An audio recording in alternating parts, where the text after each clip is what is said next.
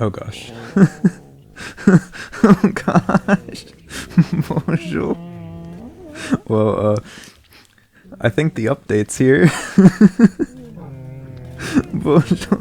Why there's so many clankers in my base? What's going on? Hello? Bonjour. Where you going? Oh, they're kind of cute. They have a little bit of an attitude, but I kind of vibe with them. Why? There's more over here! How many are there? Oh. Okay, this is cool. I'm gonna have to spend some time and, yeah, play around with these guys and, figure out all that they can do.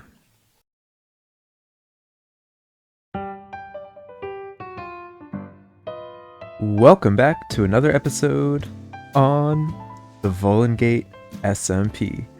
And we are over here in Critterfell. This is our starter area, and I kind of feel like we've abandoned this place. We have been doing a lot of projects on the server, a lot of different builds. We were especially very busy with the Halloween and Christmas mini-game district. However, I want to start focusing back to our roots and start fleshing out this area, because right now it's it's kind of empty. Bonjour. How did you get up here? Where did you even come from? You're not mine. Weird. But quick reminder, if you haven't seen the first episodes in this playlist, this is our starter cabin. We made this when we first joined the server, and I'm proud of this. I think it looks really cool. It has a very cozy vibe to it. And yeah, we worked on this with Pax, who unfortunately does not play on the server anymore. Very sad. However, yeah, he also contributed to a lot of other builds. For example, yeah, he made these fields out in the back, and he also made this tower, which is actually our beginner iron farm, which we don't use anymore. We're now using the one at the end because, yeah, this tower does not produce a lot of iron.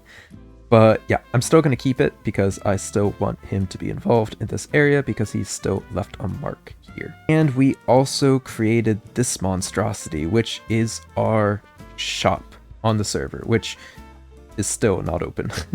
We basically have a bunch of fields and stuff that we can use for quests, especially when we have to harvest like 5,000 wheat or something. That makes it easy for us. And in here, we also then have our main shop, which I am slowly... Yeah, okay, these chests are empty, but I'm slowly starting to fill up with different stuff that people might want to buy. We have frog lights over there from our farms, and eventually when we do open this place, we're going to be selling a lot of items and hopefully making a lot of money. However, some things have changed. For example, we did have a shop here in the middle, but I went ahead and I took that out. I'm planning on having some kind of reactor core in the middle, so I think that would look really cool, just like a long chute going all the way down. And as you can see, there's some stuff going on underground. I've been busy. I've been building off camera, and I think it's time that I start recording before I make any more progress. But yeah, we have some elevators that we can go down. And welcome to the raccoon nook, I guess. We're making tunnels underground, and I'm all for it. We have a giant kelp farm over here, a really simple one, trying to gather stuff for fuel and also to sell. And I've also been just throwing in other farms in here as well. For example, we have some sniffers over here, getting some pretty flowers, which I want to use a lot of in the future. Bonjour. And then I went ahead and I just tried to make this place look pretty. Bonjour, there's Alfred, don't mind him. And yeah, I like this vibe. I'm not sure what kind of style this is, but I'm for it. Using a lot of copper and darker blocks, but it feels like a nice cozy raccoon nook. But this area is then going to be our main area where we kind of keep all of our essential important stuff.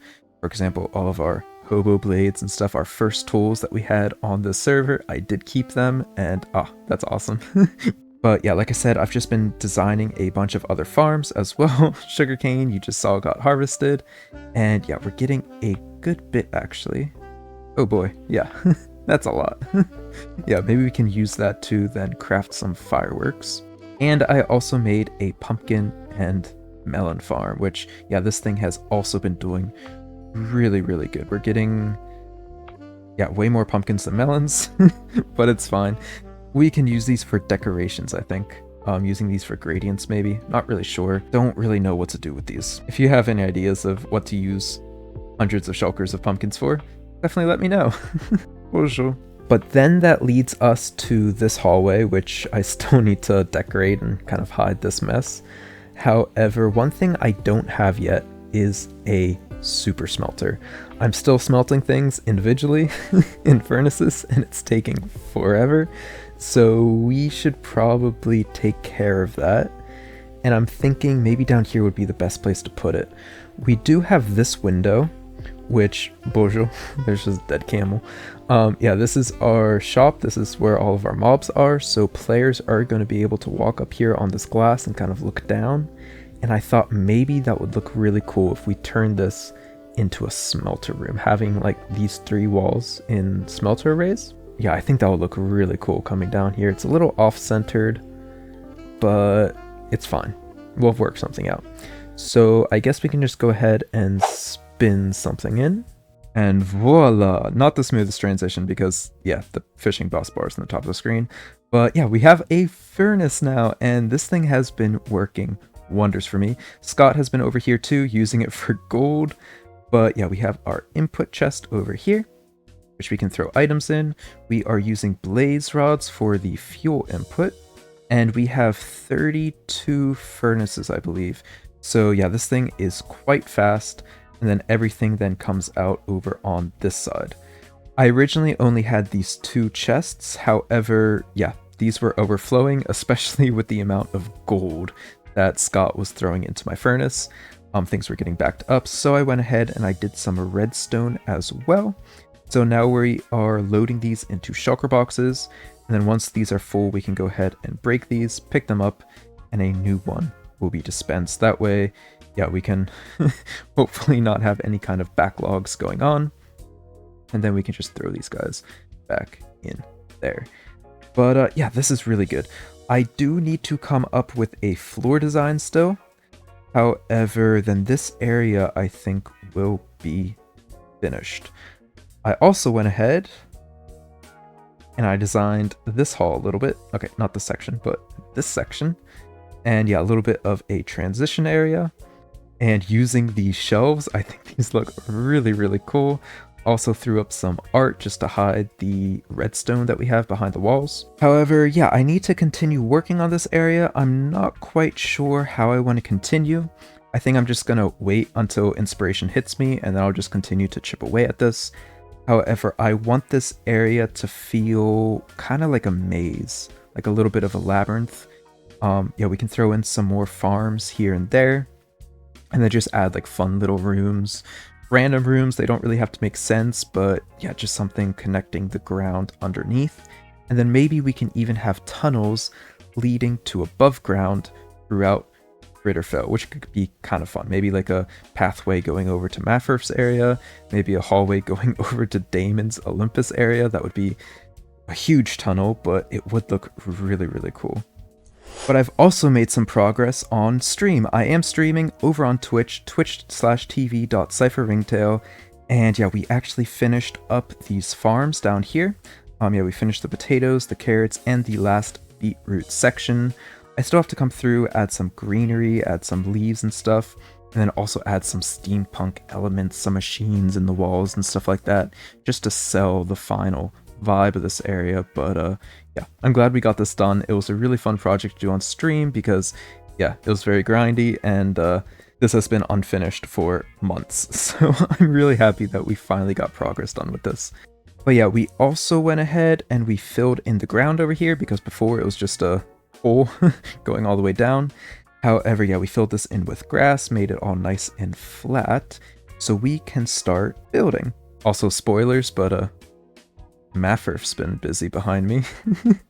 He's back on the server. I'm so happy. My boy's back. This is awesome. I'm so excited to see Critterfell actually getting work done and seeing progress be made. I did go ahead and I claimed this entire area. I expanded the claim. We have like, what, maybe 10,000 blocks of claimed land in this area. and it's going to be really cool to see different players building in their own style, and then yeah, coming up with a way to kind of blend them in together. I think that's going to be really cool, and this place is definitely going to tell a story, and oh man, I'm all for that.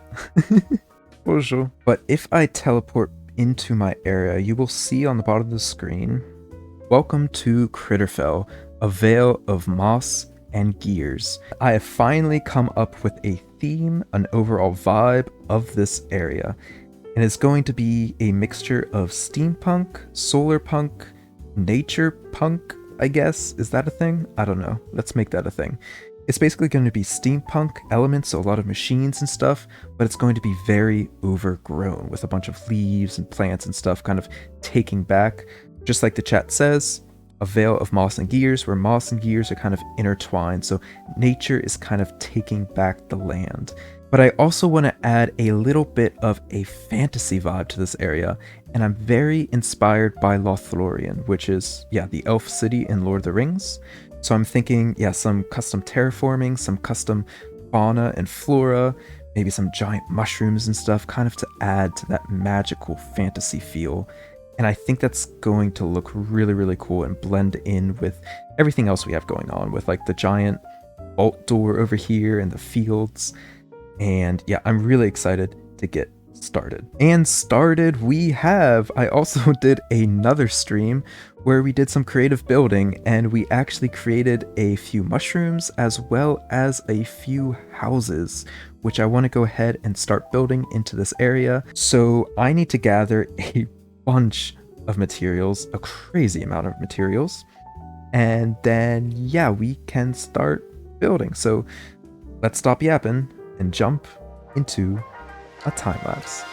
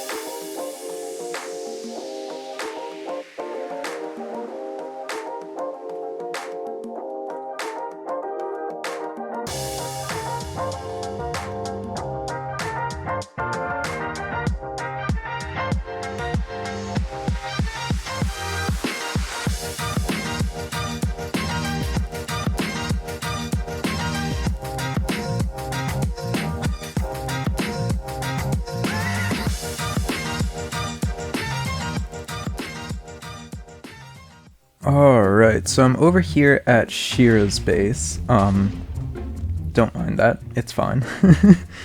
And the reason I'm over here is because he lives in an ocean, and there should be Nautilus around here. I think that's another mob they added.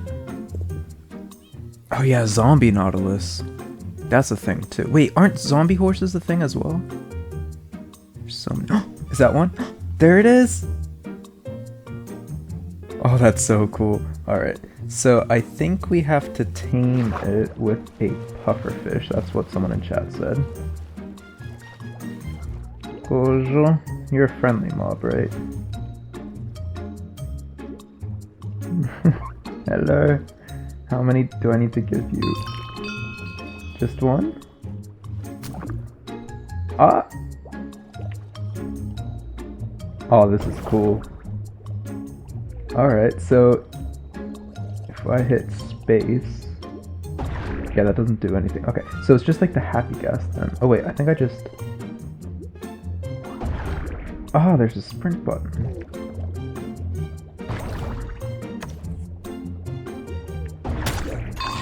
Oh, that's cool. And then we can also spear on them. Yeah, let's go ahead and spear this guy.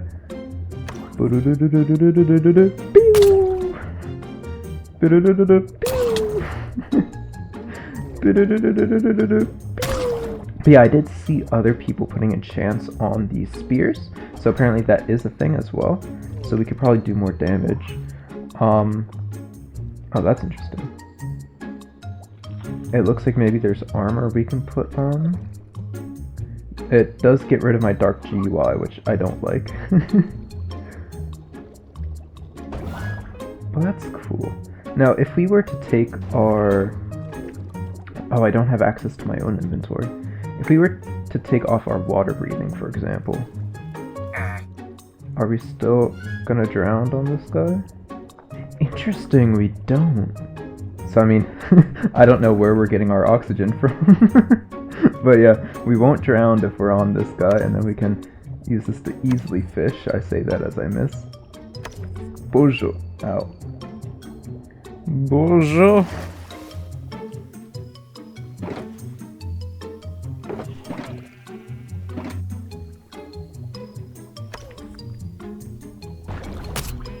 Wait, what do you have? Is that a zombie what?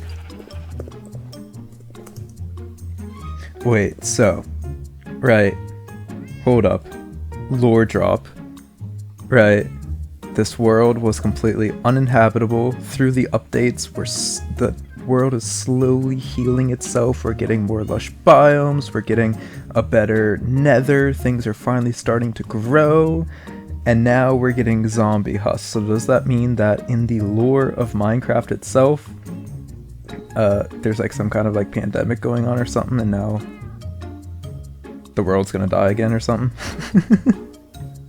But that's cool. I mean, I do like the black camel, but like, what's the point if you can't ride it? Wait, camel husks can be ridden as long as there are not already two riders. The riding behavior is the same as normal camels.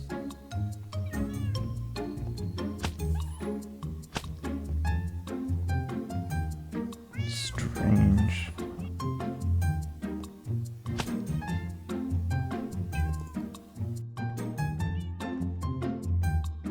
Alright, but that's cool. So we have a happy gas for water, which, I mean, we caught like 7 happy ghasts with Mafurf, and yeah, we never used them again because they're incredibly slow. I think these guys are really cool, but I don't think I'm ever going to use them in the water because they're super slow. But it's cool just to have them going around and stuff like that.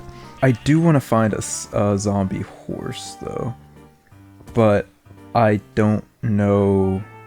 I'm pretty sure they're going to be pretty hard to find. So yeah, I think I'm going to go out and explore the world a little bit more, explore some of the resource worlds, and see if I can find some of these new mobs. But this is exciting. I don't know. Stuff that I'm probably never going to use, let's be honest. I'll probably use the spear maybe like 5 or 6 times on this server at least. But it's cool, at least. Some new stuff to play with.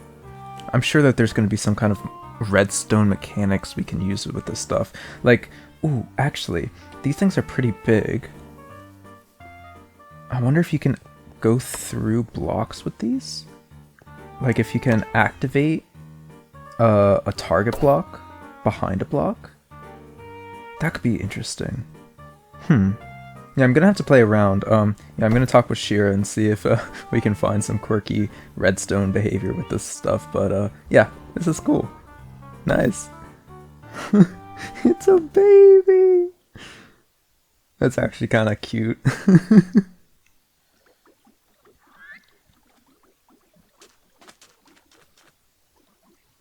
Ah, you have to find the armor.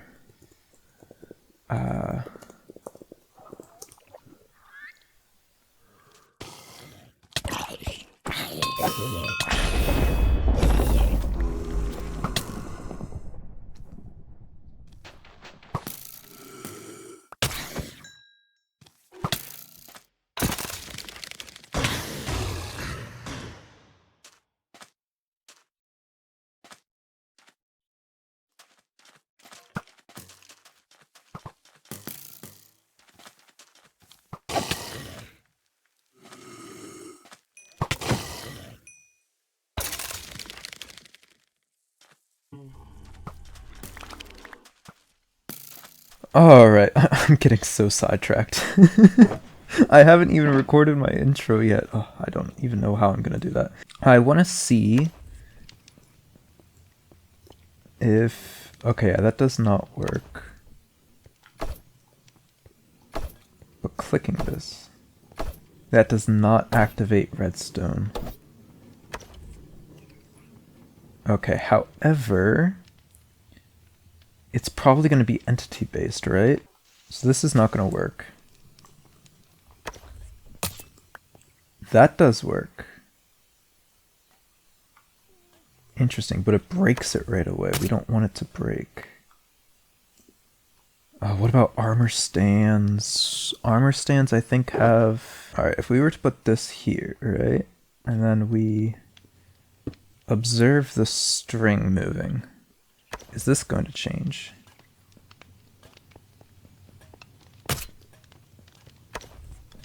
It does not. Oh, that's a shame. Okay. And I think even if we have it like protected like this, it's still going to break it, I'd assume. Oh no, okay. It doesn't even get close unless... Wait, we need to try to get this in the corner. No, maybe not.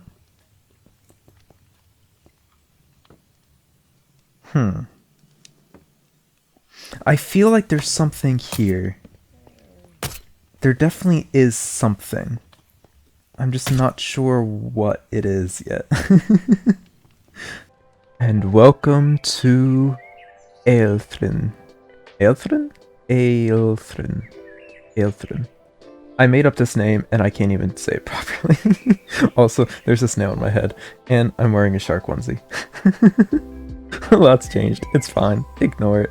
But, oh man, we got a lot of progress done, and I'm so happy with the way that this turned out. It is looking so good. Also, behold, the Squither. But yeah, we got the 2 builds in the 2 houses, and I'm loving it. I think they look really cool. Definitely a completely different style than what I'm used to building. I think it's fine. The sandstone is pretty bright, but I did want to kind of tie in what we have so far with the shop. We have a sandstone border, so I think it's fine. Adding in some like darker trees and stuff I think will kind of make this blend in a little bit better, and then it won't be so eye-catching. Yeah, we have these very overground, almost elvish style buildings. And they look really cool. We're using a lot of random blocks and decorations. As you can see, we're using, moss and terracotta and bamboo and melons. All the melons. And we're using baby drip leaves just to add a little bit of character to the roofs and also kind of making them a little bit fuzzy, which I think looks really cool. I still need to come in and add a lot of steampunk elements, right? We are doing nature punk, so we have to add in a bunch of machineries and stuff. I've started doing that with some of these pipes. Also, I'm missing levers. Oh, that's embarrassing. But yeah, I do need to come in, try to figure out how we can incorporate kind of like machine builds into the builds themselves and incorporate them well. However, I love this. I also remembered I need to back some of these. But yeah, the roofs and the builds themselves are very uneven. They don't really follow a strict building guide or whatever. So, like for example, the chimney is very crooked. I think this part of the roof bulges out a lot, which is why this side kind of curves out. It was kind of hard because a lot of the builds then turned from odd numbers, and then like in the middle it was an even number, and it was like, what am I doing? But I think we got it down pretty good, and it adds a lot of character to the builds, a lot of whimsy, and I love this. We have little mushrooms growing out of the houses as well, and then also adding in some wheat here and there, kind of as if birds are flying by and they kind of dropped seeds onto the roofs, and so it's growing here and there. I'm thinking that this one is going to be a normal village house, and then this one I think I'm going to turn into a barn, because it has a very barn vibes to it. And then we can also have like a little bit of fence area out here, have a little pasture. But yeah, I still need to do the interiors. Gonna do that later. That's a future me problem. I don't want to deal with that right now. And off camera, I also went ahead and I did a lot of building out here, and look at this. Huh? Huh?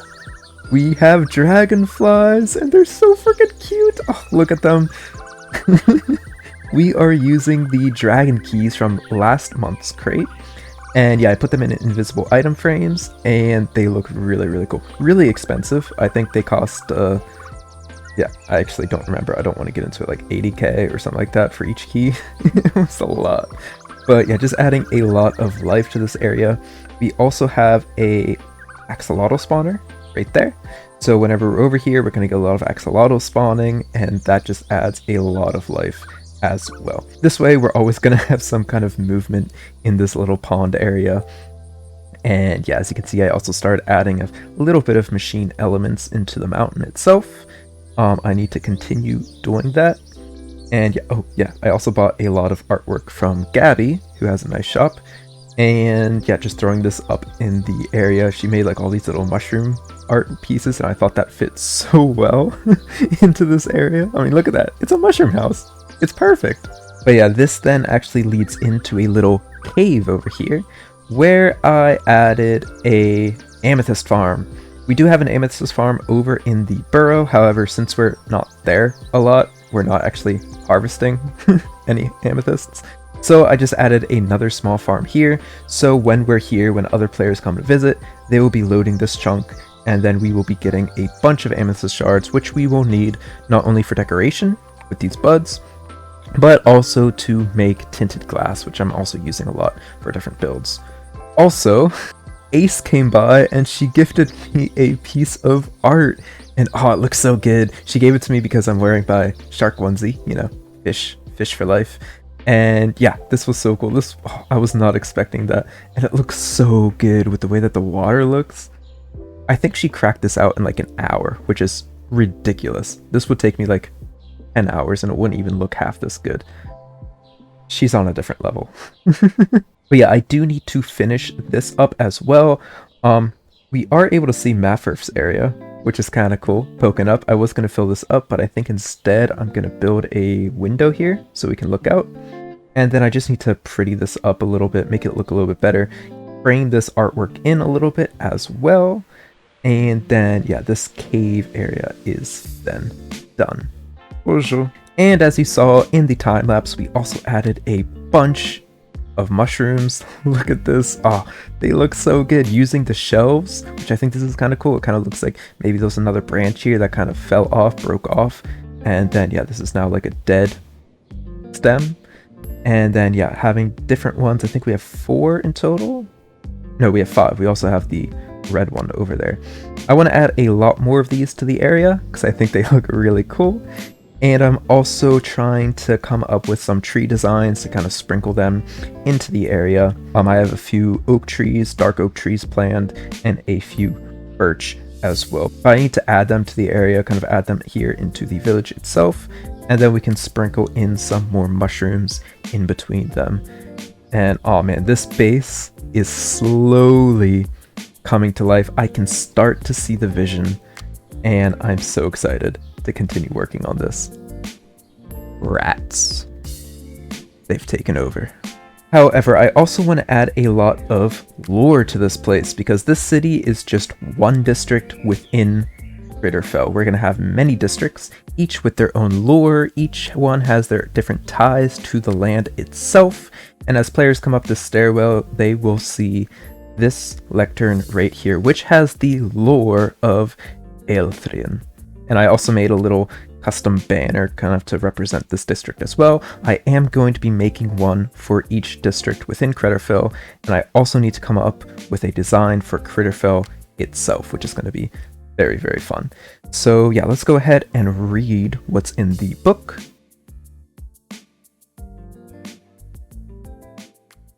Critterfell, a Vale of Moss and Gears, the Chronicle of Aelthryn. Aelthryn is counted among the older settlements of Critterfell, though no charter names its founding, nor does any map agree upon its first boundaries. The earliest reference speak not of walls raised or land claimed, but of stone that would not bend, and ground that answered poorly to haste. It is written that those who remained learned restraint before they learned to craft. The foundations of the earth in this region are said to carry a deep running current, neither purely natural nor wholly arcane. Scholars dispute its origin. Travelers who visit seldom see it. Those who have stayed understand. What cannot be disputed is its influence. Structures raised without heed were known to fail. Those placed with care endured far beyond their expected span. A symbiosis of will and ground. Mechanisms are not housed apart from rock, but seated within. Channels follow existing streams. Power is drawn where it already gathers. Fields are woven into dwellings. Light is caught and stored. The great melody still etched in stone, the land itself remembering her roots. Accounts from within Critterfell confirm that Aelthryn plays a quiet role in maintaining the stability of the Vale, though the means by which it does so are not recorded here. It is enough to note that disturbances in Aelthryn have, on occasion, preceded wider unrest elsewhere. The people of Aelthryn are said to keep few written laws. Instead, there is an understanding, rarely spoken and never inscribed, that the land is not silent and that it remembers excess. When warnings come, they come early. When ignored, there is little mercy to be found. Aelthryn has endured where others, richer and louder, have not. The people insist this is not reverence, but prudence. To understand the land, one must first understand oneself. So that is a brief overview of the lore of Aelthryn, and there's more. There's so much lore that I have come up with for this place. However, I'm not gonna tell you guys. At least, not yet.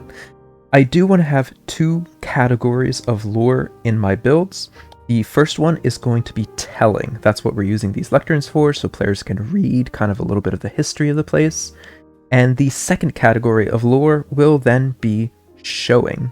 I want to then incorporate lore and storytelling into the builds themselves. That's something that I'm still working on, and something that I kind of need to make a little bit more obvious and stuff, so when players come and visit, and if they take the time to kind of look around and explore what's going on, they will get a little bit of a better understanding of the overall lore, the overall story of the different districts, and how each of the districts work together in R1. Like it said in the book, this district, Aelthryn, is one of the more ancient districts within Critterfell, and one of the more important ones as well. Like it said, if there are disturbances within Aelthryn, there's usually then disturbances in other districts within Critterfell, and that ties into the overall story as well.